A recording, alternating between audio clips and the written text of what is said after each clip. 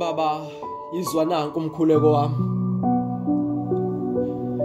Uqukethe zonke isifiso zami ngeke ngasiphimisa zonke baba, uyakwazi konke okusenhlizweni yami. Baba, izwa nanku umkhuleko wami. Noma ungewuphendule kimi ushintshe isimo sekhaya lami. Waphumelelisa abangani nesihlobo zami kuyobe usifezile zonke isifiso zami. Baba, uyasazi isimo sekhaya engiphuma kulona sincindode ngezimo lenhlupheko. Akusekho kwayona imbuye singayidla ngothi kepha ngiyakholwa wena baba unokuhle ngathi.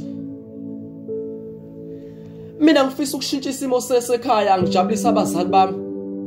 Noma ke mina sengagcina ngami. Baba ngiyakunxusa ngicela uphendule nanku umkhuleko wami. Angikhulekeli impilo ende baba, kepha kulokhu ukuphilayo ngipha khona ngifisa ukushintsha izimpilo zabaningi. Noma ke mina sengagcina ngami. Baba ngiyakunxusa ngicela uzwe nanku umkhuleko wami. Mina kulomhlaba ngangidalelweni kanti mangabe yona impilo engadalelwa yona mina lena cha ngisakhona.